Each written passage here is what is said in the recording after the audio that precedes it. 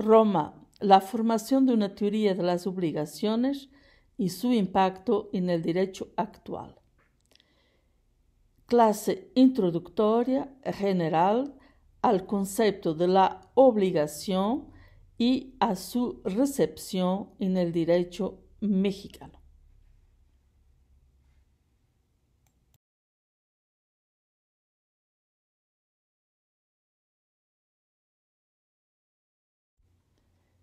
La supervivencia del ius romano en Occidente es comúnmente designada como proceso de recepción. Entendemos por recepción, a la vez, como la interpretación y la inserción de los principios, conceptos e instituciones del ius romano en las grandes familias del derecho de Europa Occidental. Uno de los más claros ejemplos de este proceso es el de la supervivencia del concepto de obligación y de su recepción en nuestro derecho actual. Proponemos, en el cuadro de esta presentación, que la obligación es el concepto central sobre el cual se iba o se ha construido este proceso. El derecho del México independiente, por ejemplo, y del México contemporáneo es el heredero de dos vías diversas de este largo proceso de recepción.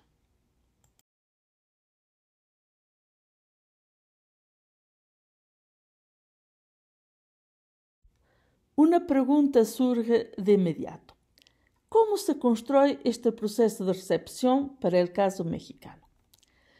Por un lado, a través de las reformas borbónicas y del derecho indiano, que ha insertado en su sistema los principios y las instituciones de la recepción visigoda y también del ius comune construido por los glosadores y postglosadores y a los cuales hay que sumar la recepción humanista, en particular de autores franceses como Potier y Domat. Sin embargo, cuando centramos nuestro análisis en el actual derecho privado mexicano, este, al ser fruto del movimiento de codificación en la segunda mitad del siglo XIX, se inserta de manera evidente e históricamente probada en la recepción prusiana francesa que producirá el proyecto de Pufendorf y después el Código Civil francés napoleónico del 1804.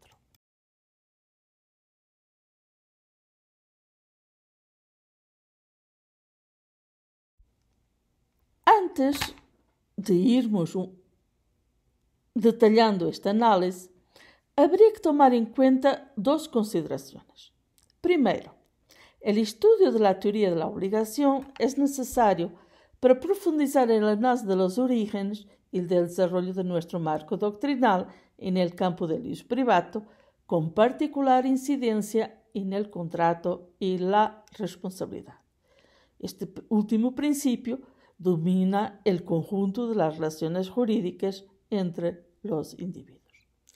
Por otro lado, la segunda consideración a tener en causa es que el ius privato se construyó sobre la teoría de la obligación, misma que está en el origen no solamente del derecho civil, sino de todo el derecho.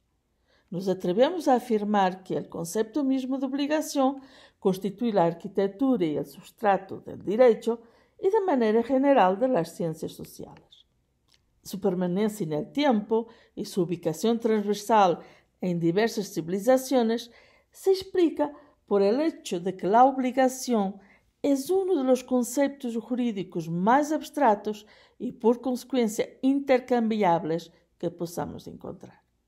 Las mismas reglas o reglas afines pueden convenir a sociedades que poseen sobre los derechos de la persona o sobre la organización del Estado ideas diversas y opciones jurídico-constitucionales distintas.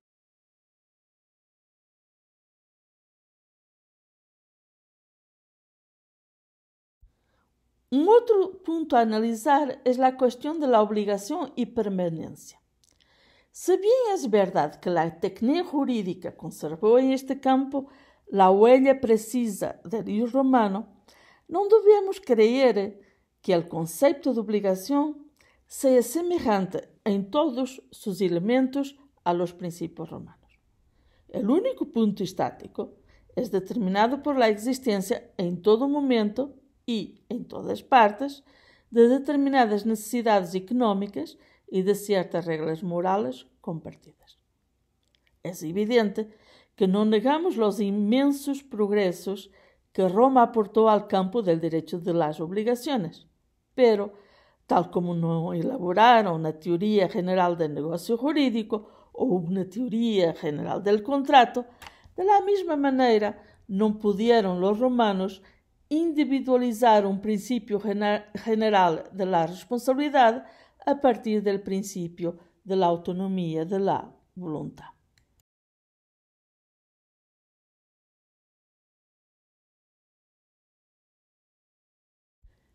Con efecto, sobre este último punto, tendremos que esperar por la emergencia de nuestro sistema románico-germánico bajo la influencia de los canonistas y más tarde de la Escuela de Derecho Natural para poder constatar y verificar la presencia de una teoría general de las obligaciones.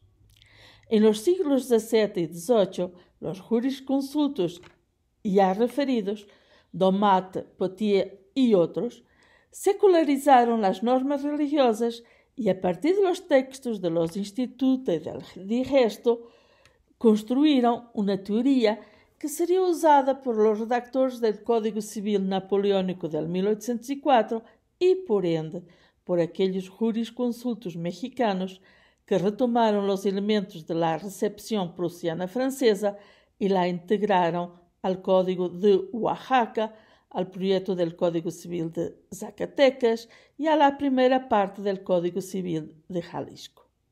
De la misma manera, al proyecto de Código Civil de Justo Sierra, redactado a petición de Juárez y adoptado en Veracruz en 1868, y al proyecto de Código Civil de Guanajuato del 1833 y 1835.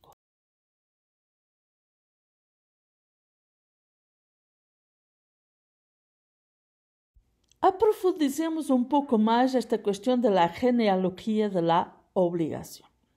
El proyecto de Código Civil elaborado por Fernando Corona, presidente del Supremo Tribunal de Veracruz, y que será aprobado en 1868, es un punto de partida extraordinariamente importante para el análisis de la recepción de la obligación, del concepto de obligación romana en el derecho mexicano. Sabemos que el proyecto de Corona está muy cercano al proyecto de Justo Sierra y que los dos tienen como fuente, primero, el Código Civil Napoleónico del 1804, que ya vimos es la última etapa de la recepción del concepto romano. 2. El proyecto de García Goyena. 3. Los códigos de Luisiana. 4. El código holandés. 5. Del cantón de Vaud, en Suiza. 6. Del Piemonte Cerdeña, del Reino de Nápoles, dos Sicílias. 7. Retoma também alguns elementos austriacos. 8. De Bavária. 9. De Prússia. 10. de Suecia. 11. de Renânia y 12. de Haití, que a su vez es un trasplante jurídico del Código Napoleónico del 1804. Corona, en particular, tiene muy presente estas fuentes al momento de elaboración de su proyecto, pero es evidente que se trata no de una teoría o doctrina romana, sino de una teoría decimonónica elaborada a partir de elementos romanos, interpretado por las diversas recepciones históricas, en particular por la última, la prusiana, y por la recepción ius naturalista racional.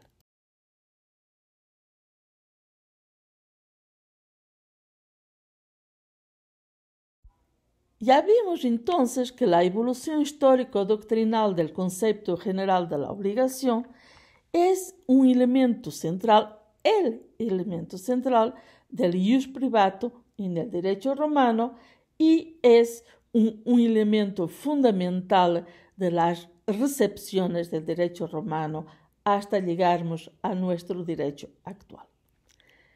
La obligación era considerada por los romanos como un vínculo jurídico, un vínculo iuris, por el cual una persona era constreñida a realizar una prestación a favor de otra. Se discute si el origen de las obligaciones en derecho romano debe hallarse en la responsabilidad penal ex delito o bien, como parece más probable, en un acuerdo entre partes ex contrato. En un principio y por largo tiempo, el obligatus respondía con la propia persona. Gradualmente se fue desarrollando, sin embargo, una concepción patrimonial de la obligación en derecho romano hasta que se reconoce que solo el patrimonio constituía la garantía del crédito.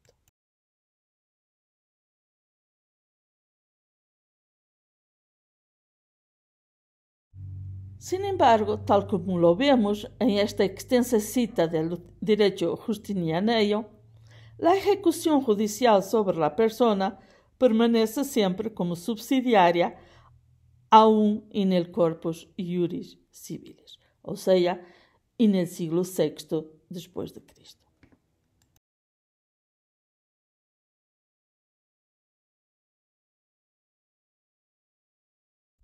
Esto nos lleva a referir entonces que también existe una evolución de los instrumentos de defensa.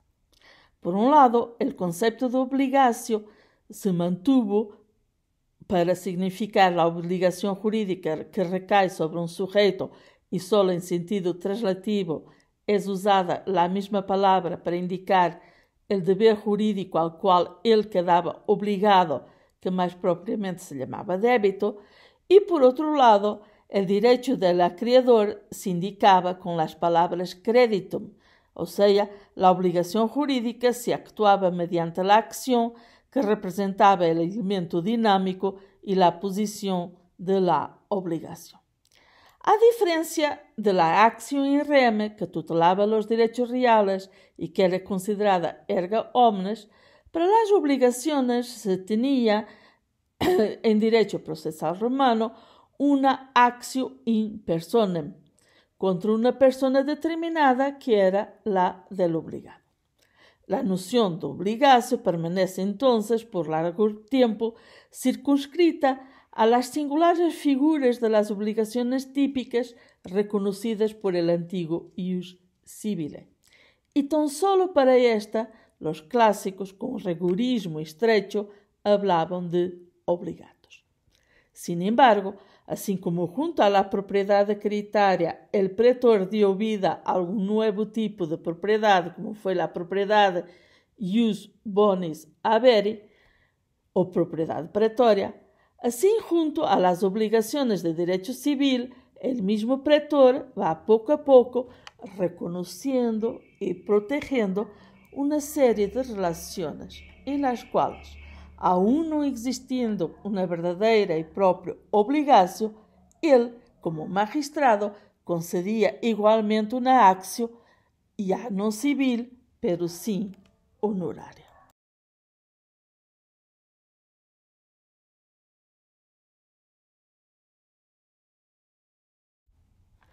Continuando con la evolución de los instrumentos de defensa, hay que puntualizar que en las relaciones en las que no existía un opertere, sino tan solo una aczione tenere, fueron, en fin, consideradas por el pretor como obligaciones.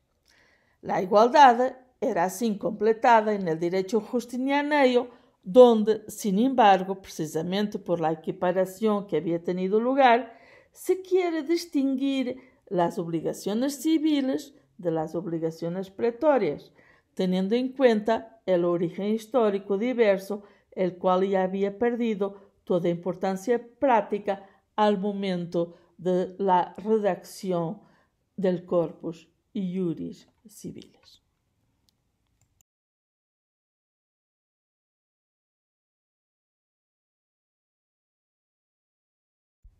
No debemos olvidar, en esta cuestión de la evolución de los instrumentos de defensa, que a partir del siglo II a.C., el creditor ya disponía de nuevos instrumentos de defensa de sus derechos introducidos por la Lex Cilia, cerca del año 250 a.C., y por la Lex Calpurnia, cerca 200 a.C., que le permiten recurrir a las acciones de ley legis actio per conditionem. La acción prevista en la Lex Cilia abre la posibilidad de recuperar una suma determinada de dinero, actio certe credite pecuniae, y la acción prevista en la Lex Calpurnia concierne las obligaciones que tienen por objeto una cosa, res, determinada, o sea, una actio certe rei. Las normas del procedimiento para este último tipo de actio fueron encontradas en un fragmento de Gaius recuperado en el 1933. Este fragmento es Gaius Instituta, 4,17b. En la época clásica, con el procedimiento per fórmulas, encontramos la conditio certe pecunia y la conditio certe rei, que son derivaciones de la legis actio per conditionem. Junto a estas dos fuentes fundamentales fueron reconocidas, como diría Gaio, variae causarum figurae.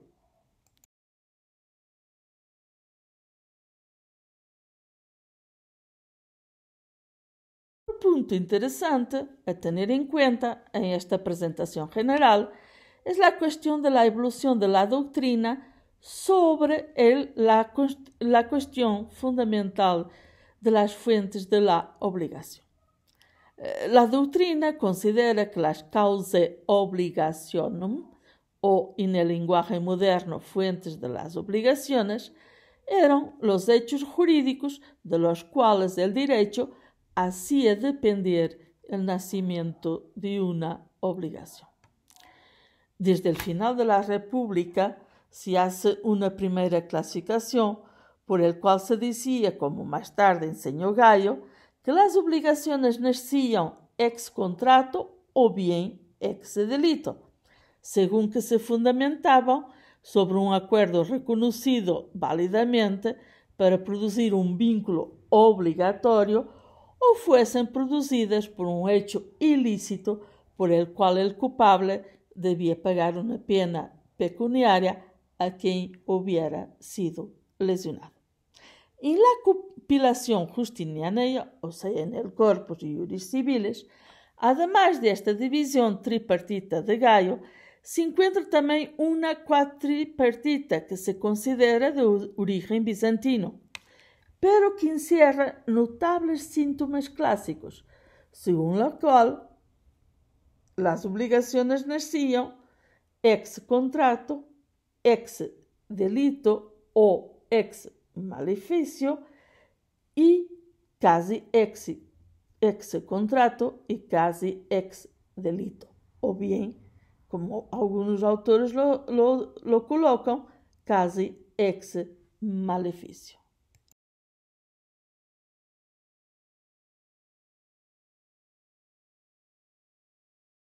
Y finalmente, en esta última diapositiva, les dejamos un conjunto de referencias bibliográficas de las cuales resaltamos, en particular, el manual de Kaiser, de Max Kaiser, y también le proponemos una lectura de Grosso, de Cruzet, de Bonfante, de Baró y de Aranguio Ruiz. Muchas gracias a todos por la atención a este video presentación para esta era de suspensión de clases presenciales. Hasta próximo día.